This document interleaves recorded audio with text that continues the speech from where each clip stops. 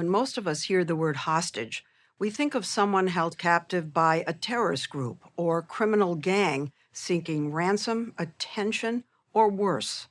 But the vast majority of Americans imprisoned abroad today are held not by terrorist groups, but by foreign governments with whom the U.S. has thorny or in some cases no relations.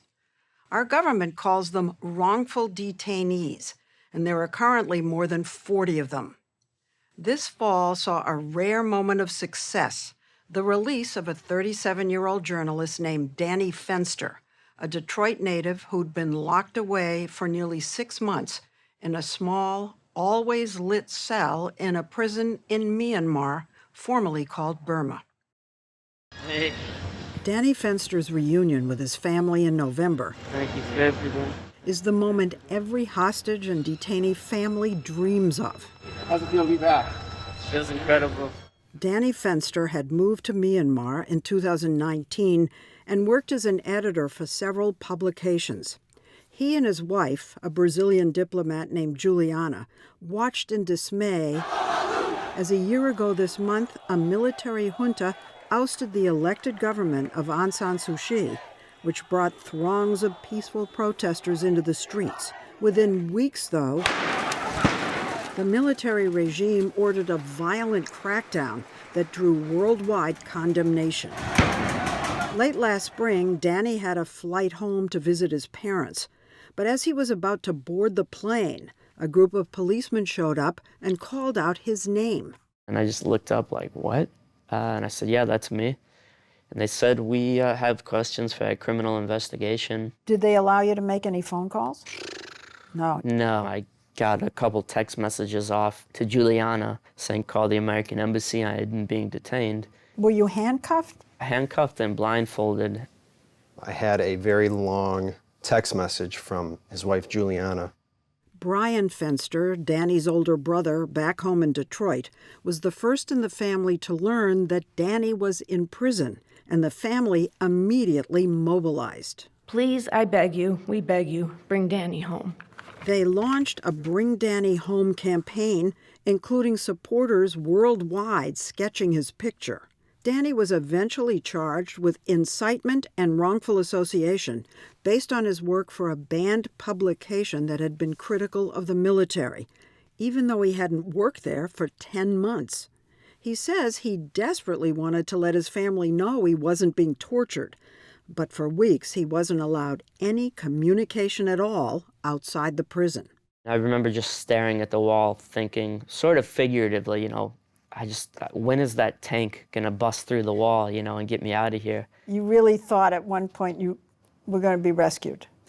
No, but I was really hoping. Release Danny immediately. The State Department made repeated appeals. We remain deeply concerned over the continued detention of Danny Fenster. But the U.S. government hasn't recognized the legitimacy of the junta, so even getting information about Danny was difficult. After a month, he was finally allowed periodic phone calls with his family. It was hard. There were many calls we had with him where he was in tears. You're trying to find the words for him. After 1 month, 2 months, 3 months, 4 months. Back in Washington, Danny's case had fallen under the mandate of Roger Carstens, one of the few State Department officials held over from the Trump administration. He's a man with a tough job and an odd-sounding title. You're called SPIHA. What does that mean, SPIHA? It's Special Presidential Envoy for Hostage Affairs, so everyone truncates it into SPIHA. The SPIHA office was created in 2015 after an internal review of U.S. hostage policy following the tragic deaths of American journalists and aid workers held captive by ISIS, and complaints from hostage families that the government hadn't been proactive enough. But in the years since, the makeup of Roger Carstens' cases has changed. I'm kind of surprised that there are many more hostages being held by governments than by terrorists. I know that is surprising, isn't it? The majority of our cases are actually what we call wrongful detentions. It's when a nation state actually is detaining American essentially unjustly. That government wants something in return for our citizens. They want to use that person for political leverage. They want to use them as a bargaining chip. It's something that people don't know about, they don't think about very much. Washington Post reporter and Iranian-American Jason Rezaian was a wrongful detainee himself, imprisoned for a year and a half in Iran, where he'd been living as the paper's bureau chief. He was freed as part of a prisoner swap in 2016 and has been pushing ever since for the U.S. government to prioritize the cases of the more than 40 current wrongful detainees. We're not doing enough for these people, and we're not doing it quickly enough. What countries around the world are holding Americans right now? Iran, which is sort of the perennial hostage taker. China, who has more than anybody else. Russia, Venezuela. Does our government have a stern policy against quid pro quos? That's a hard question to answer, and here's why.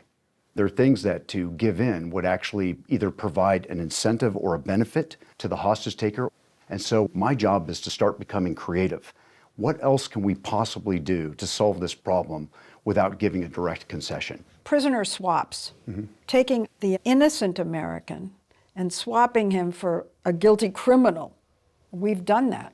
If there's a way I can get someone out that doesn't involve a swap, much better. But in Danny Fenster's case, the Myanmar government wasn't asking for any policy concessions or prisoner swaps. It didn't look like he was going to get out. Enter former Congressman, UN Ambassador, and New Mexico Governor Bill Richardson, who established a foundation that facilitates the delivery of humanitarian aid and engages in hostage negotiating, his longtime, sometimes controversial specialty. How are you feeling? He had a long history with Myanmar and was concerned about a local former employee of his foundation who had also been arrested. He secured an invitation from the military regime to come to discuss humanitarian assistance and COVID vaccines, and told the State Department he wanted to work on the Fenster case too, but he got pushback. They asked me not to raise Danny Fenster. Did you say, why shouldn't I raise it? Yeah, I said, look, this is what I do. So I said, all right, look, I'm going to go. There was some tension between Governor Richardson and the State Department. The bottom line is that I had discussions on a few occasions where I said, we have a current line of effort. I'm feeling pretty good about this. Can we hold off a little bit? Richardson held off briefly, but then flew to Myanmar this past November and participated in 2 days of humanitarian aid meetings at the presidential palace with the isolated military regime, including the commander-in-chief, a man considered responsible at the time for more than 1,200 civilian deaths. It was a PR coup for the junta, which splashed photos of the meeting far and wide. When I think we convinced them of our sincerity, then I said, by the way, I want 2 things. You have an activist Burmese woman that worked for me. I want you to release her. The next day, she'd been released. Just like that? Just like that. Then I decided, I'm on a roll. By the way, there's an American journalist named Danny Fenster, and you should release it. It'd be the right thing.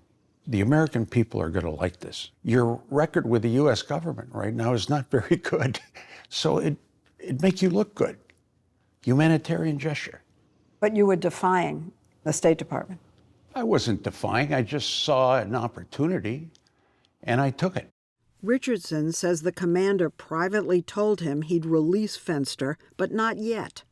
So he left Myanmar empty-handed, slammed for having given a pariah regime legitimacy, and looking like he might have made things worse for Danny Fenster, who was sentenced a week later. We've been convicted on every count and sentenced to 11 years. 11 years? Yeah. It was like despair, you know? Yeah. Helpless. Yeah, helpless. There was criticism. The feeling that you had botched this meeting and it led to Danny Fenster getting this 11-year sentence. You know, families get so emotional that they go through ups and downs. But I knew if the commander kept his word, and I thought he would, that this would be forgotten. Go away, yeah. And I got him out. He's out. And we did it. Sure enough, just days after the sentencing, Richardson was quietly summoned back to Myanmar, and Danny was unexpectedly taken out of his cell, put in a van, and without knowing where he was going, driven to the airport. And I just see a bunch of white guys in suits. I didn't know who was who. And there was Danny walking towards me. And he said, "I'm here to take you home." I just couldn't stop smiling. I was smiling so much. I was so happy. The sun was on my face. I could feel the sun. Yeah, it was amazing. I'd like to start with saying thank you to Governor Richardson for securing the release of Danny Fenster. If there was any lingering anger over Governor Richardson's trip, it was not on display at the press conference when Danny landed on U.S. soil. I just can't get upset when the governor actually brings him home. We have no pride of authorship. Whoever can come up with a plan and get someone out, we're down for the win. Karsten says he's hopeful about some of the other detainee cases. Recently, he traveled to Venezuela to meet 9 Americans imprisoned there. And in ongoing negotiations to revive the Iran nuclear deal, the U.S. envoy has said it would be very hard for us to imagine getting back into the nuclear deal while 4 innocent Americans are being held hostage. Yet Jason Rezaian says it's still not enough. When you say we should prioritize getting these people out, Yep. the implication is that you're saying, let's make a deal, let's do a swap, and then you're right back to the issue of incentivizing this thing. Look, ultimately, when Americans come home, when Brits come home, when French people come home, there are some concessions. The issue is not whether or not to give a concession. The issue is, how do we make it difficult on the back end? So you're saying, make the deal here and then punish them later. Bring them home, however you need to do it. Money, and then, hot swaps, whatever. you know what? Cut through all the BS and just bring people home. Critics say that even though you work very hard, you keep the families apprised of what's going on, that you're not doing a good job. There are still 40 people being held. When I go to bed every night, I feel the weight of not having brought home between 40 and 50 Americans. So I don't go to bed usually feeling good. I usually wake up with energy. Can't wait to get to the office and get back after it. But this is a business of ones and zeros in computer language. Someone comes home, steps on a tarmac in America, falls into the arms of their loved ones. You've got a victory there. But unless that's happening, you're losing. Hello. We want to leave you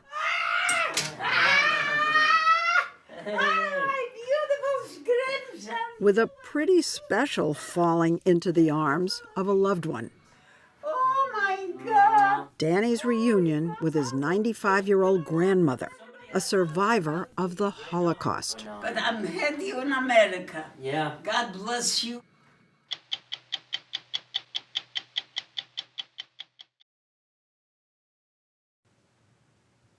"71-year-old Vladimir Putin has now led Russia for 24 years. If he serves out the presidential term he won this year, he will be in power as long as Soviet dictator Joseph Stalin. Putin's challengers often meet untimely ends, one after an explosion on a plane, and Alexei Navalny, Putin's leading rival who died in February in an Arctic prison camp.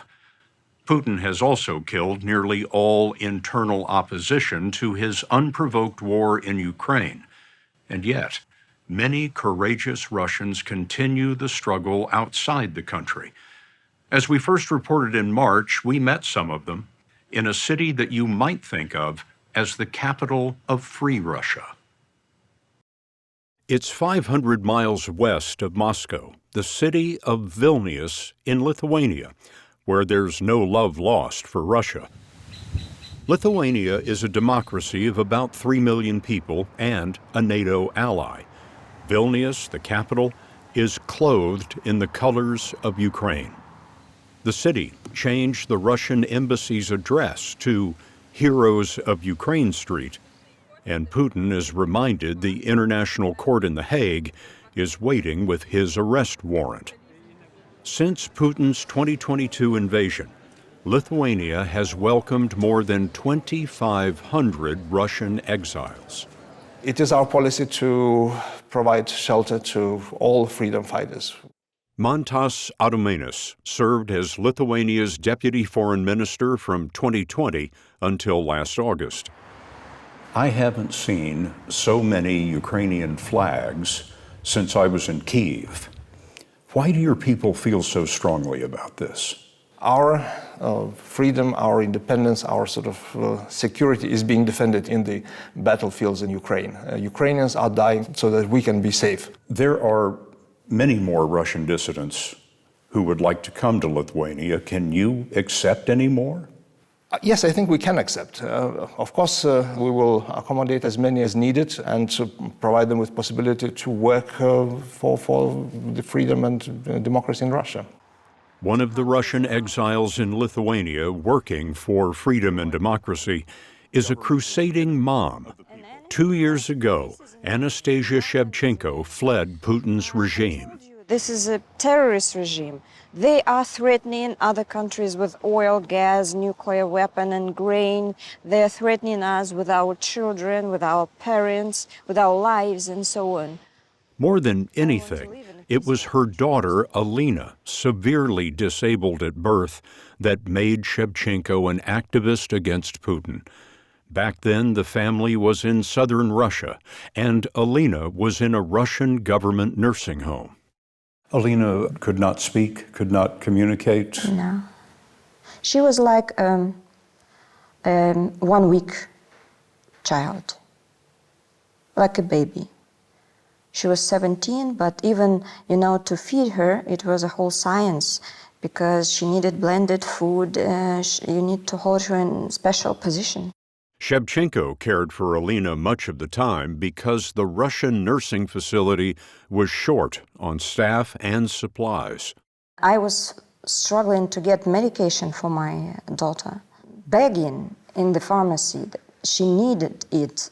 It was very important for her health. They said, no, we just don't have it because the ministry forgot to order it this month and you need to wait. I decided I'm not going to keep silence. I'm going to stand out and to speak out. She spoke out through a Russian democracy group called Open Russia. It was tolerated 10 years ago, and Shevchenko organized protests in her hometown. But in 2019, the Kremlin cracked down. Shevchenko was arrested, and her lawyer warned her she would be shocked by what the police had already done. He showed me the screenshots of me in my bed, and I realized that they had installed the video camera into the air conditioning unit above my bed, and they have been watching me for 6 months in my bedroom. A Russian court ordered Shevchenko into house arrest. She couldn't visit or care for Alina. It wasn't long before her daughter developed pneumonia. By the time a judge granted Shevchenko a pass to the hospital, Alina was unconscious. I spent maybe 10 minutes holding her hand because that's what I do when my children are ill. When you hold their hand, they feel better. But this time, she was cold. She didn't feel me. And she died in an hour. In 2021, Shevchenko was given a 4-year suspended sentence. But when Putin invaded Ukraine the next year, she decided to flee Russia. From her southern city, she took her 2 surviving children on an 1,100-mile drive. A U.S.-based democracy group arranged Lithuanian visas. What does this tell us about Russia today?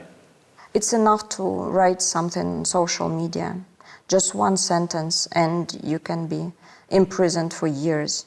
They are listening to your phone calls, they are watching you in your bedroom, they are controlling you. Breaking that control is why Sergei Davidis also left Russia for Lithuania in 2022. You would be in a Russian prison just for doing this interview. Oh, for sure. For sure. In Moscow, Davidis helped lead one of Russia's largest human rights groups, called Memorial. It won the Nobel Peace Prize 2 years ago, but Now it's banned. He told us, Все новые аресты. Каждый almost every day, there are more and more arrests. We hear news about new political arrests. And apart from the legal side of it, more often than before, there's violence and torture. прямое насилие. Davidis heads Memorial's project to support political prisoners. He told us he has confirmed 680 in prison today, but he believes the actual number is multiples of that. Since 2022, Russians can be sentenced to 15 years just for criticizing the war on the street or in the media.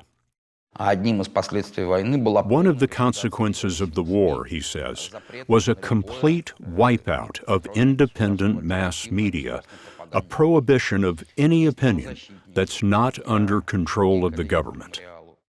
Independent newsrooms in Russia have been forced to close.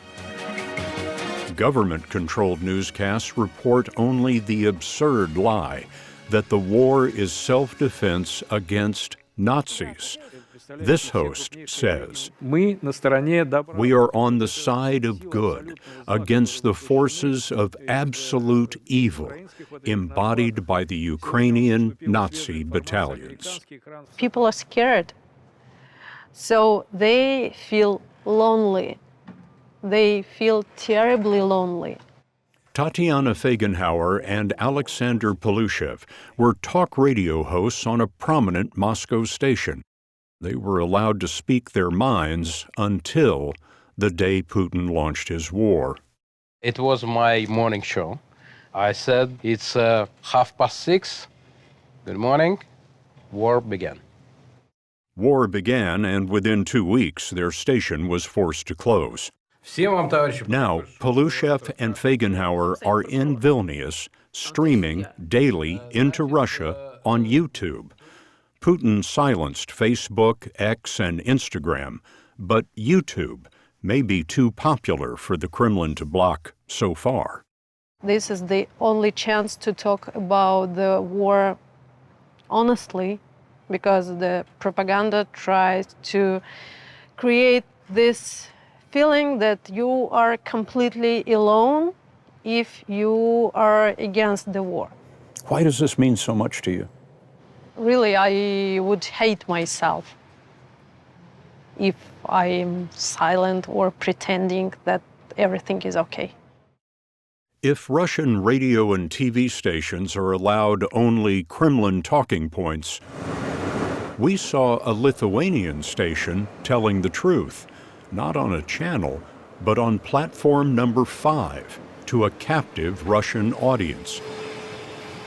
Because part of Russia, Kaliningrad on the left, is separate, like Alaska from the lower 48, the Moscow-Kaliningrad train must travel through Lithuania. The cars are sealed for the transit, but at a stop in Vilnius, Russian passengers were confronted by posters of atrocities. Each read, "Putin is killing civilians in Ukraine. Do you agree with this?" The gallery testified as the train waited half an hour. There's no way to know how much truth climbed aboard. And no one is allowed off the train, in part because Lithuania worries about Russian agents. Putin is infamous for attempting to attack his enemies in foreign countries. And I wonder if the Russian dissidents are safe here in Lithuania. Of course, it is a major concern for us. Then we spend considerable effort in making sure that dissidents are safe here and safer than they would be, in fact, in many other countries. Have there been attempts? Well, I'm afraid I can't release that information in more detail, but let's put it this way, that Russia is constantly probing and constantly trying. And this past March, Russia may have gotten through. Leonid Volkov was attacked with a hammer outside Vilnius. Volkov, on the right, was a top aide to Putin's late rival, Alexei Navalny. Volkov's arm was broken. The attacker fled. Президент Vladimir Putin's re-election this year brought him to his 5th term, which will cover the next 6 years. He enjoys support from nationalists who want to believe that today's Russia is an exceptional nation. But Putin also has weaknesses. It's estimated he's lost 300,000 troops killed and wounded, and Russia has a population less than half that of the United States and an economy about the size of Italy's. My hope is a country where government takes care about citizens. Anastasia Shevchenko is free in Vilnius, but she's wanted in Russia for breaking her probation.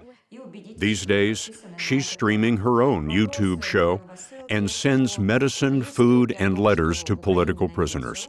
She's become another voice to the isolated and the lonely and those like her daughter who will never escape the new Iron Curtain. She was alone, no one next to her. I really feel very guilty about it.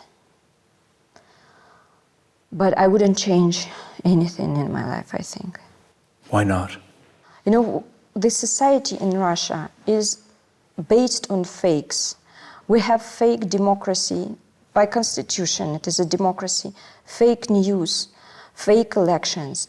And I want to be the opposite. I want to be open. I want Russia to be open. 3 men were arrested in neighboring Poland for the attack on Leonid Volkov. The Polish Prime Minister called it an attempted assassination and said the man who arranged it worked for the Russians.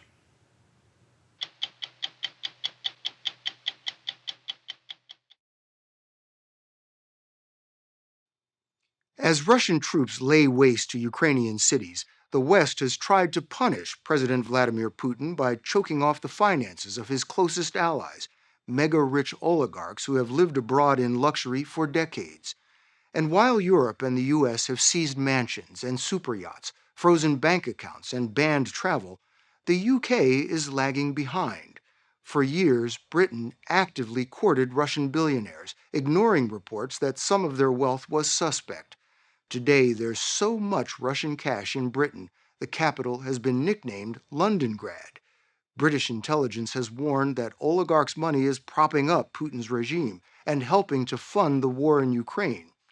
As we first reported in April, the UK is under pressure to show its Western allies it can stop the flood of corrupt money. Money has been flowing into the United Kingdom, absolutely no doubt about this, which often has had what I could only describe as a tainted source. But then Russia is a mafia state. Dominic Grieve is a former Conservative member of Parliament who served as Attorney General and chaired Britain's Intelligence Committee. His 2019 report on Russian interference in UK politics found Britain was awash in Russian oligarchs' money, much of it from untraceable sources. So one has to face up to the fact that if you're going to live in Russia or do business in Russia, you have to dance to the tune of the mafia boss, and the mafia boss is President Putin. You don't become an oligarch, you don't become a wealthy businessman in Russia without dancing to the tune of Putin. A lot of Russian businessmen have very close links to the Kremlin. Others don't. But as long as you have a connection to Russia, then the risk is that if you don't conform to the requirements of the Russian state, you will come unstuck. Since the collapse of the Soviet Union, the United Kingdom has welcomed the oligarchs with few questions asked about their fortunes. Instead, a £2 million investment got special visas and a fast track to citizenship for hundreds of oligarchs. Billions of pounds poured in, and Russian tycoons went on a buying spree. Andrei Goryev, an oil billionaire, bought Wintonhurst. In London, only Buckingham Palace is larger. Roman Abramovich purchased the champion Chelsea Soccer Club. There was so much money, Dominic Reeve says, it was hard to tell legitimate investors from crooked ones. The 2019 report found it was so easy to wash dirty cash in Britain, the visa program was known as the laundromat. It sounds quite alarming. what you found in this report? Everybody on it was in complete agreement that the United Kingdom was in danger of being complacent about the threat that Russia posed in the round, one aspect of which was the fact that we had opened the door to allowing large quantities of Russian money to come into our country and to be invested here. Was this all a strategy for the oligarchs to sort of build influence here in the UK? I think the evidence is pretty clear that in some cases it was. It's a question of whether the influence is being used to try to soften up the responses of Western democracies towards the actions of the Russian state. The oligarchs may live abroad in splendor, but most, not all, owe their fortunes to Vladimir Putin. Кремль и Путин может заставить их делать. Putin can make them do practically anything, says Mikhail Khodorkovsky, once the richest billionaire in Russia.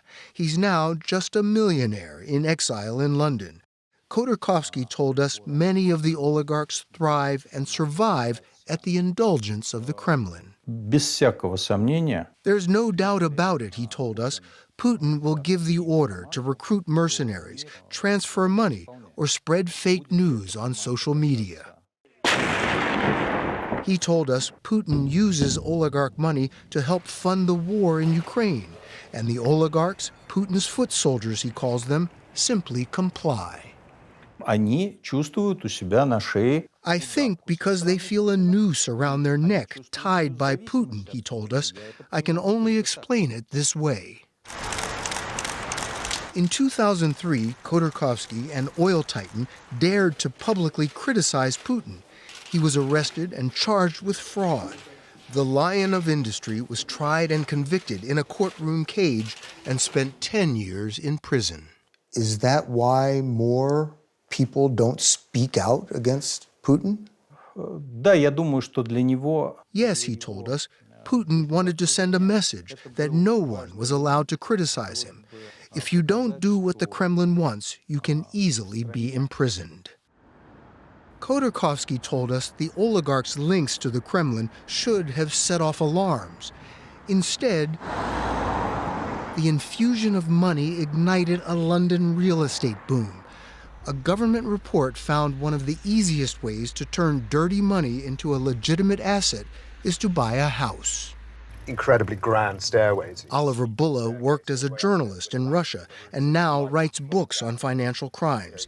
He showed us around to explain how the laundromat works. This is the neighborhood of choice for the Russian oligarchs. This is Belgravia. These neighborhoods around Eaton Square are some of the most expensive on earth. Once the exclusive preserve of dukes and barons, now... There is this nickname for Eaton Square, it's called Red Square, because there's so many Russians. I mean, it's a slightly ironic nickname because obviously Red Square is, tends to be associated with communism. The anti-corruption group Transparency International estimates Russian oligarchs with links to the Kremlin own at least $2 billion worth of property in London. So if an oligarch were to buy in here, he could clean his money and his reputation? Yeah, if you're the kind of person who can own a house on Eaton Square, you're seamlessly slipping into a tradition of aristocracy, of nobility. It's powerful. It's powerful, right? You are someone who has stolen a company in Russia. You are only rich because you're friends with Vladimir Putin. But look what you've got. Look where you are. This is London's core industry. This is what we do. Transforming thugs into aristocrats, 24 hours a day. Oligarch care in London is worth an estimated $350 million a year. Real estate agents, tax advisors, bankers have become rich serving them. High-powered lawyers deploy the British legal system to protect them. All the while, Bulla told us, most British politicians turned a blind eye. There was a general feeling that if the money was coming here and paying taxes, that was building schools and building roads and building hospitals, and we didn't care where it came from. But it seems extraordinary now, looking back, that the murder of Alexander Litvinenko in 2006 did not occasion a national conversation, at least, about what we were doing. A former KGB spy, Alexander Litvinenko, was working with British police to expose the Russian mafia when Kremlin assassins put a radioactive toxin in his teacup. In 2018, Russian double agent Sergei Skripal and his daughter survived an attack with a Soviet-era nerve agent on British soil. Still, Bola told us, the laundromat churned on. Only now, with Russian missiles raining death on Ukraine, is Britain seriously questioning the money oligarchs have been showering down on them for years. It was pretty obvious what Russia was like by 2018, and yet it was still, you find prime ministers saying, it's time we finally got rid of the dirty money in this country. So, well, it's time now? How was it not time, a decade previously? We have become very dependent, certainly in London, on the fees that this money generates. We now come to the Leader of the Opposition, the Right Honourable Keir Starmer. For too long, Britain has been a safe haven for stolen money. Putin thinks that we're too corrupted to do the right thing and put an end to it. Does the Prime Minister agree? Now is the time to sanction every oligarch and crack open every shell company so we can prove Putin wrong.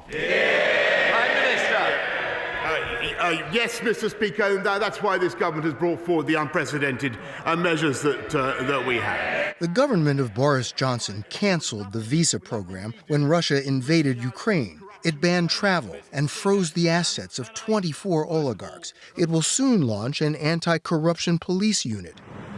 Both political parties, Labour and Conservative, have courted Russian money, but Conservatives have gotten the lion's share. At least $4 million in political donations since 2012, including almost $1 million from Alexander Temerko, a former Russian arms tycoon, now a British citizen.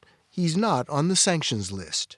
How can our allies trust this Prime Minister to clean up dirty Russian money in the UK when he won't even clean up his own political party? Mr. Speaker, I just think it's very important for the House to understand we do not raise money from Russian oligarchs. People who give money to this. We raise money from people who are registered to vote on the UK Register of Interest, and that is how we do it. But nothing inflamed Johnson's critics more than his 2020 appointment of media mogul Evgeny Lebedev, a dual citizen, to the House of Lords. Our trusty and well-beloved Yevgeny Alexandrovich Lebedev. Despite warnings from British security services that the son of an ex-KGB agent posed a security risk, Lord Lebedev of Hampton and Siberia put on his ermine robes. Now, from his seat, he can watch other British lords race to resign from boards of Russian companies. As you may have noticed, in the last 2 weeks, there's been the most massive bailout of people leaving the boards of Russian companies because it's become socially, quite apart from politically, unacceptable for them to be on it. But in the past, there were plenty of such facilitators around. What made it acceptable before? I mean, there have been one incident after another that should have set up alarm bells. Well, that's certainly my view, because we were concerned about those things and about the threat, the potential threat that Russia poses to our national security. Former oligarch Mikhail Khodorkovsky told us he thought the sanctions were essential, but not enough. Трусость. What drives me crazy, he told us, is the cowardice of Western leaders who say we can't do this, we can't do that, because Putin might retaliate. That appeasement is exactly the tactic the West used against Hitler, and that led to millions of lives being lost. Stop! Putin, stop the war! Pressure is building on the oligarchs of Britain. Anti-war demonstrators now call them out.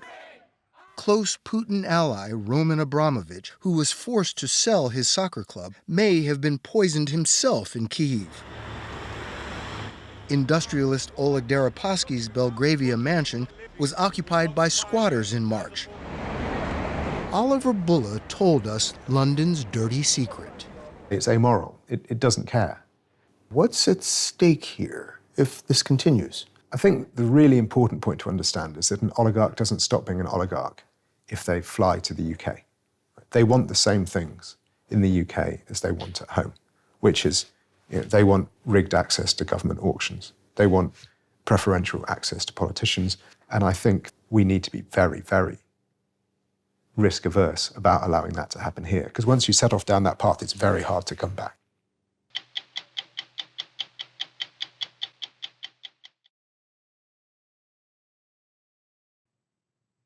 In Ukraine today, President Volodymyr Zelensky accused Russia of war crimes over its continued bombardment of the port city of Mariupol, after reports of a military strike on an art school sheltering hundreds of civilians. Zelensky renewed his call for direct peace talks with Vladimir Putin as the West attempts to aid Ukraine not with boots on the ground or air cover, but with economic sanctions. Think of it as an economic shock and awe campaign. Never before has such a large, modern economy been cut off so quickly from most of the world. To better understand the Biden administration strategy, we spoke with veterans of financial warfare against Iran and North Korea and the White House official who designed the current plan to batter nearly every facet of Russia's economy. On the first day of the war in Ukraine, it wasn't a general who briefed reporters at the White House. It was Dileep Singh. Good to see all of you again, but this is a briefing I never wanted to give. Singh is the Deputy National Security Advisor for International Economics, credited with designing the sanctions that Putin himself described as economic blitzkrieg. Nice to meet you. We met Dileep Singh last week, steps from the White House, where the administration was watching the impact of its assault on the Russian economy play out in real time. What are the types of things that you can look at and say, you know what, the sanctions are working? You hear top Russian officials describing the pain they're under. The indications about how we're impacting Putin's calculus are really evident when you look at the ways in which they're trying to harden their defenses. What do you mean? Well, they're taking some desperate measures, capital controls, for example, preventing people within Russia from taking foreign currency out. How do you read that? I think it's a desperate move. He's self-isolating his economy. Russia is now on the fast track to a 1980s-style Soviet living standard. It's looking into an economic abyss, and that is the result of Putin's choices. And I can see from his reaction, that's where it's headed. This is the second time that Dileep Singh has engaged in financial combat against the Kremlin. Singh was working at the Treasury Department in 2014 when Russia annexed Crimea. He helped create the sanctions that followed. That 2014 experience helped Singh, who has a degree in economics from Duke and master's degrees in public administration and business from Harvard and MIT, create a sanction doctrine, a playbook on how to better wage financial war on Putin. So this time, as troops massed on the Ukraine border, Singh presented his plan to President Biden, a sanctions package so severe they hoped it would bring Putin and the Russian economy to its knees. Putin's called the sanctions akin to a declaration of war. Is it? You know, we need to stay sober with our rhetoric. This is a moment for American resolve. There's nothing more important right now. I mean, this is about the freedom of 44 million innocent people who are being terrorized by a dictator, and no one in Ukraine wants them there. Within 72 hours of the invasion, the U.S. and its allies kicked most Russian financial institutions out of SWIFT, the backbone of the global bank payment system. Then they froze the foreign bank accounts of dozens of Russian billionaires and began seizing their toys, such as this $700 million yacht with its own indoor swimming pool. But the most dramatic strike was directed at the Central Bank of Russia. The U.S. and its allies cut the central bank off from $300 billion it had stashed in American, European, and Asian banks so the Russian government could pay its bills if it ever faced sanctions again. You knew that there were going to be the specific economic sanctions as you approached this invasion.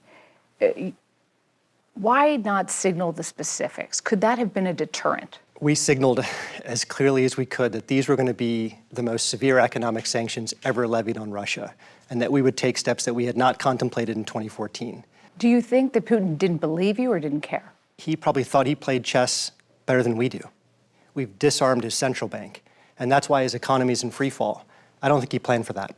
Were you surprised how quickly the Allies came on board?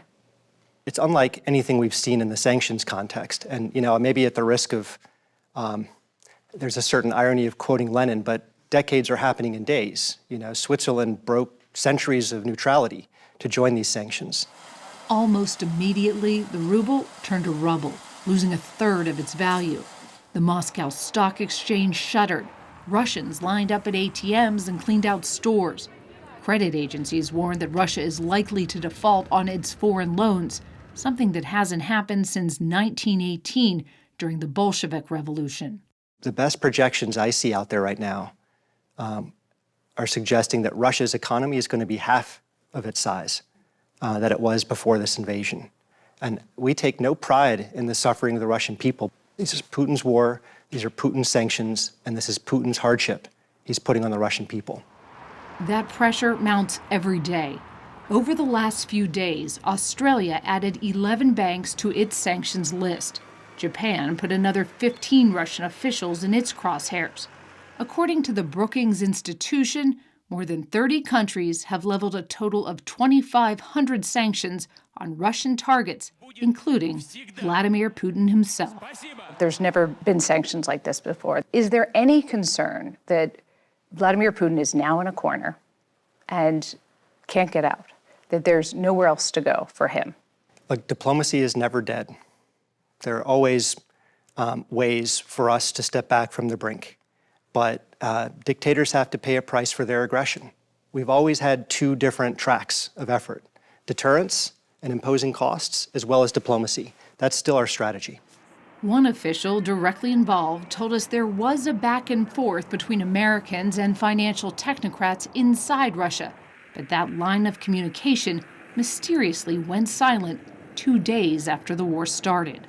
Look, we can't get into Putin's mind. He's a brutal tyrant. All we can control, all we can ensure is that this will be a strategic failure for Putin. And what does a strategic failure look like today? It means his ability to project power and exert influence are fundamentally downgraded.